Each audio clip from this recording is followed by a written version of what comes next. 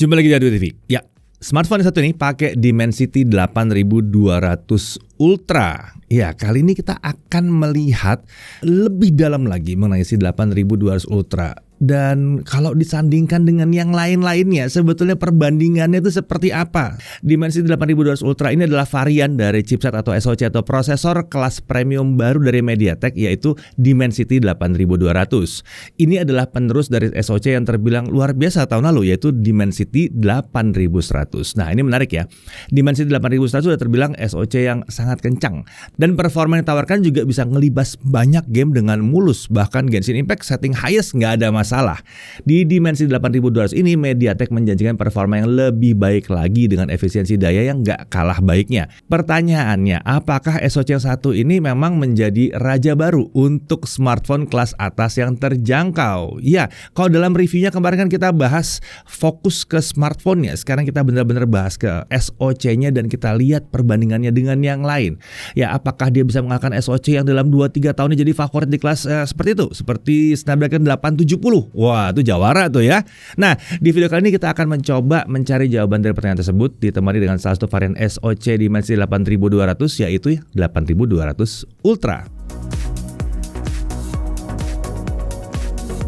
Oke. Sebelum kalian bingung, Dimensity 8200 Ultra ini adalah varian dari Dimensity 8200 yang dikembangkan bersama dengan Xiaomi. Ya, MediaTek itu memang membuka kerjasama dengan perusahaan smartphone untuk melakukan optimalisasi khusus di SoC Dimensity kelas flagship dan premium.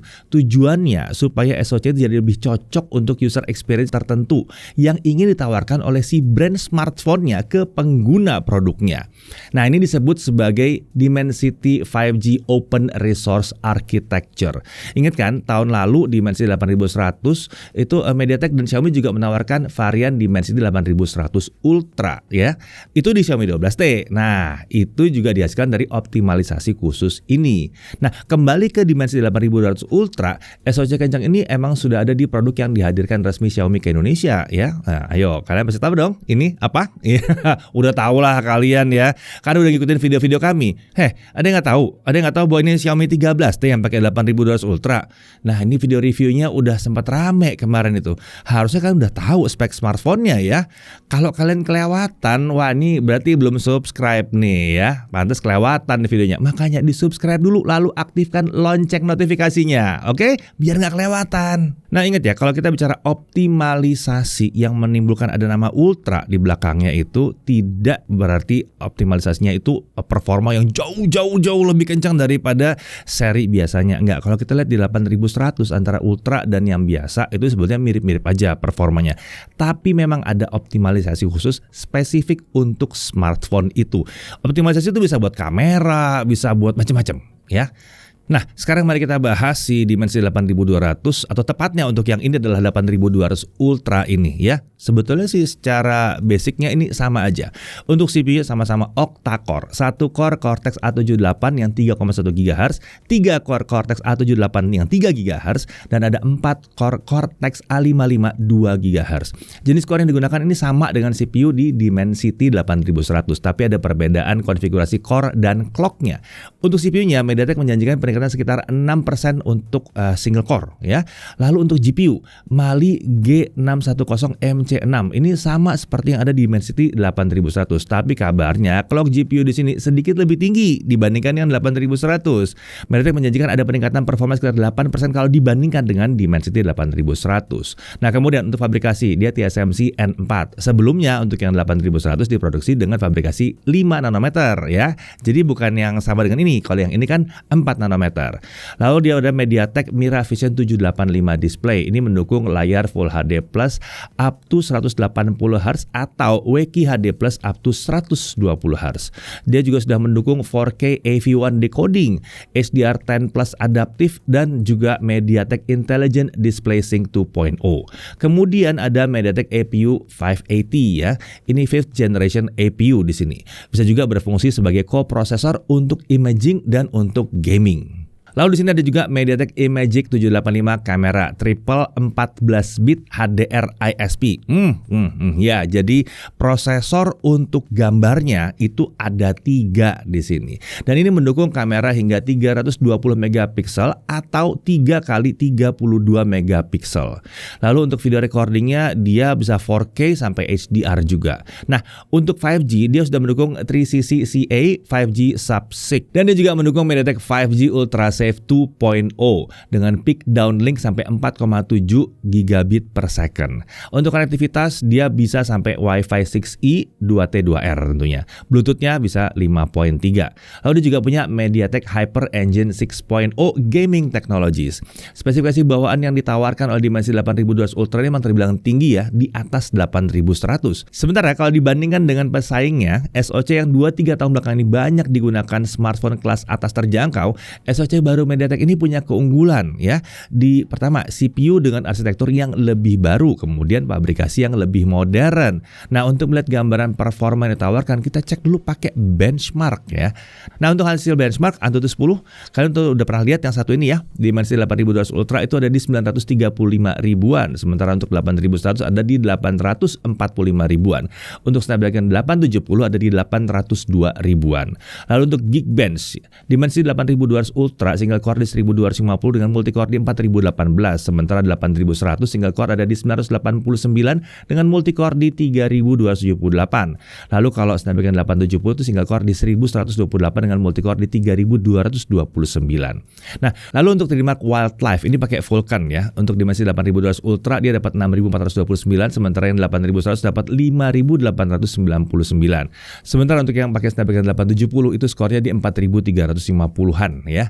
Lalu untuk GFX Manhattan 3.1 off-screen 1080p ini OpenGL ES 3.1.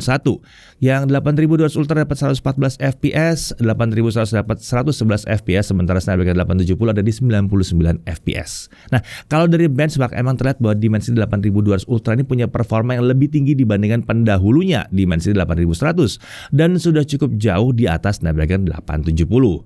Tapi itu kan di benchmark ya, benchmark doang. Nah, mari kita lihat kalau dipakai main game seperti apa. Nah, kalau untuk gaming kita langsung pakai Fan Grip aja karena kita mau lihat performanya tertinggi seperti apa. Ini berlaku untuk semua perwakilan SoC kami uji, kita pakai Fan Grip semua, jadi dikipasin semuanya.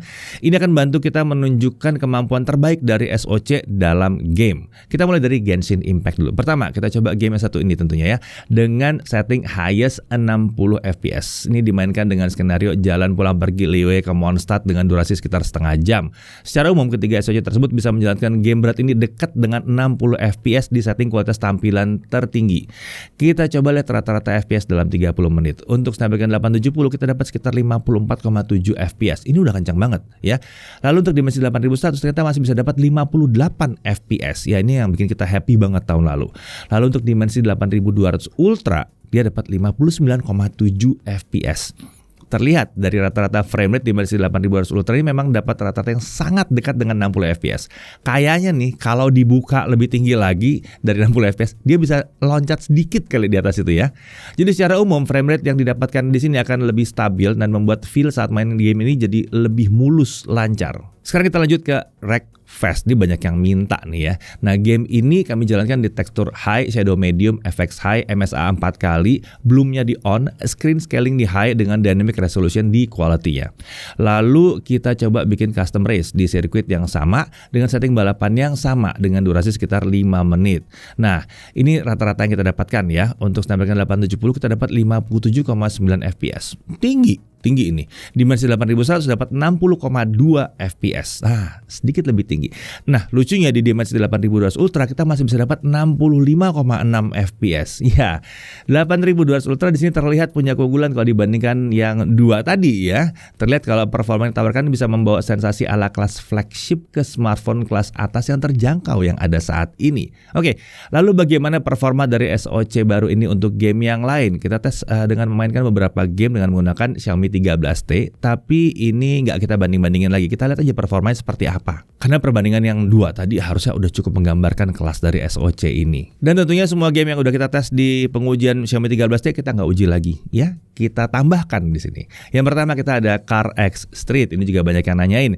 Setting yang digunakan mentok kanan kecuali smoke intensity kami atur ke off. Hasilnya di area pinggir kota frame rate bisa ada di kisaran 50-60 fps. Sementara di dalam kota frame rate-nya di kisaran 30-40 fps. Ini berlaku saat hanya memilih kota saja ataupun saat lagi balapan ya. Lanjut ke Honkai Impact 3, kita coba di APHO dengan preset max dan setting FPS maksimal di 90 fps. Sayangnya di waktu kita tes game ini refresh rate nyangkut di 60 Hz, jadi ya maksimal di 60 fps saja. Hasilnya saat cuma jalan-jalan bisa cukup rata sih di 60 fps, sementara kalau battle turun sampai 45 fps. Nah sekarang Call of Duty Mobile, kami mencoba setting kualitas very high dengan semua efek diaktifkan. Sayangnya untuk setting ini kami hanya bisa menjalankan maksimal di 60 fps saja. Ternyata ya frame rate yang didapatkan terbilang relatif konsisten di 50-60 fps di mode Battle Royale. Lalu Free Fire Max, setting yang kami gunakan tentu saja mentok kanan dengan graphics max, high res, shadow on. Sayangnya memang frame rate di sini memang cuma mentok sampai 60 aja. Hasil yang kami dapatkan yang cukup rata di kisaran 57-60 fps. Stabil banget di sini. World of Tanks. Kita coba game ini di setting high dengan AA 4 kali dan AF 4 kali. Kita bisa dapat frame rate sekitar 45-57 fps. Memang terbilang berat ya game ini, tapi bisa dapat frame rate seperti ini aja. Game ini sudah terasa lancar. Lalu EA Sports FC Mobile. Nah, kami coba setting graphics high, lalu resolusi high, post effect low, dan crowd-nya high. Ini setting tertinggi yang terbuka di sini ya. Hasilnya lancar di dekat 60 fps. Nyaman sekali main game yang satu di sini. Mau berapa match ya tetap aja dapat frame rate dekat dengan 60 fps terus. Nah kalau yang ini adalah Assoluto Racing. Setting yang kami gunakan bisa dikatakan mentok kanan ya, dengan graphical quality di max, texture quality di ultra, serta resolusi 1080p. Kami bisa dapat frame rate yang relatif stabil dekat dengan 60 fps saat mencoba adu kecepatan di game racing yang satu ini. Mantep. Kemudian ini adalah Pokemon Unite. Kami coba mainkan game ini di highest dan ya ini terbilang cukup lancar dimainkan ya. Bisa terbilang cukup rata dekat dengan 60 fps. Tentunya nih nyaman banget ya untuk game MOBA seperti ini. Ini Wild Rift. Sayangnya refresh rate-nya otomatis turun ke 60 Hz saat game ini dijalankan. Kami coba pakai setting tertinggi yang kita bisa akses, yaitu graphics high, resolution medium, dynamic resolution off, dan effects medium. Hasilnya ya cukup rata sih di 60 fps. Nah, Modern Warship. Game ini kami mainkan di setting ultra dengan semua efek aktif. Hasilnya saat battle yang rame pun frame rate masih bisa dipertahankan di kisaran yang tinggi. Rata-rata selama battle yang cukup rame itu sekitar 5 menit ya, ada di kisaran 100 fps. Sementara kalau nggak ada battle, dia cukup stabil dekat dengan 120 fps. Luar biasa. Oke, ini Tower of Fantasy. Kami coba pakai setting mentok kanan semua ya, alias semua setting di ekstrim dengan resolusi UHD dan FPS diatur ke maksimal 90 fps. Saat kami coba untuk jalanin world-nya dari si game ini ya, frame rate ada di kisaran 70-90 fps. Sesekali aja dia bisa turun ke bawah itu. Sedangkan saat ada battle, frame rate bisa aja turun sampai ke 50 fps. Jadi secara umum game ini terbilang lancar dimainkan di sini, bahkan di kualitas tampilan tertinggi. Lalu ini Final Fantasy 15 Mobile. Kami coba mainkan game ini di setting kualitas dan resolusi tertinggi. Game ini juga udah bisa dijalankan di 120 fps. Hasilnya frame rate yang kami dapatkan di game ini cukup dekat dengan 120 fps. Saat ada battle ya bisa sedikit turun ya, tapi masih di atas 110 fps. Mantap, mantap. Lanjut, ini adalah eFootball. Setting yang kami gunakan adalah high 60 fps. Di sini sayangnya nggak ada setting yang lebih tinggi atau frame rate yang lebih tinggi. Jadi frame rate yang kami dapatkan ya rata aja 60 fps. Nggak ada masalah sama sekali untuk game yang satu ini. Oke, ini War Thunder Mobile. Nah, ini game yang disebut sudah support fitur Ray Tracing. Sayangnya saat dicoba Ray Tracing emang belum bisa dijalankan di sini. Tapi kita coba aja ya game ini dengan setting maksimum. Hasilnya jalan rata di 120 fps. Mulus. Oke, kalau ini tahu dong, Goddess of Victory ya. Kami menggunakan setting high dan semua efek diatur ke on dengan fog level 0. Hasilnya kami bisa mendapatkan frame rate dekat sekali dengan 60 fps atau tepatnya di kisaran 56-60 fps saat sedang memainkan game yang satu ini. Lalu beralih ke Hatsune Miku Colorful Stage. Kita coba mainkan game ini dengan setting 3D MV high. Untungnya di MIUI 13 Xiaomi 13T ini masalah nge-lag yang suka terjadi di game rhythm ini, dulu suka terjadi ya, sekarang udah nggak terjadi lagi. Saat kami coba di sini game bisa berjalan relatif lancar di 120 fps. Nah, ini adalah Metal Slug Awakening. Kami menggunakan setting ultra di game yang satu ini. Hasilnya ya game bisa berjalan mulus di 60 fps. Hanya sekali aja dia bisa turun, tapi itu pun ke kisaran 54 sampai 56 fps saja. Jadi terasa mulus, lancar banget lah kalau game yang satu ini ya. Lanjut ke Beach Buggy Racing 2. Game ini kami gunakan karena bisa memanfaatkan refresh rate maksimal dari Xiaomi 13T ini sampai 144 Hz. Saat kami coba di setting grafis detailed, kami bisa dapat sekitar 125 sampai 128 fps saat balapan. Jadi ya, ini terasa sangat mulus saat dimainkan. Bisa jalan di frame rate yang terbilang tinggi banget ini. Oke, jadi bagaimana? Emang kencang banget kan Dimensity 8200 Ultra ini ya? Dari kalian semua yang pada minta game-nya jangan itu aja, tambahin game nih, kita tambahin game-gamenya. Udah lihat kan, settingan tinggi-tinggi semua, gamenya lancar-lancar semua. Tapi nggak cuma buat gaming aja ya, di reviewnya Xiaomi 13T terlihat kalau SoC ini juga mendukung berbagai hal menarik yang ditawarkan oleh si smartphone itu, mulai dari konektivitas modern dengan dukungan 5G, layar dengan tampilan yang memuaskan, sampai kamera yang juga mumpuni di situ.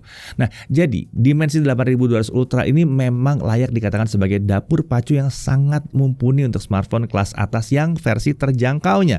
Ya, jadi SoC ini memang cocok banget jadi penerus Dimensity 8100 dan seharusnya punya potensi sangat besar untuk jadi raja baru di kelasnya. Tapi tentunya kalau bicara soal terjangkau, kalian harus melihat bahwa sebuah smartphone itu harga terbesarnya itu belum tentu ada di SoC-nya ya. Ada banyak aspek di situ, ada kamera, ada layar, ada baterainya juga ya, ada sistem chargingnya juga, ada build quality-nya juga.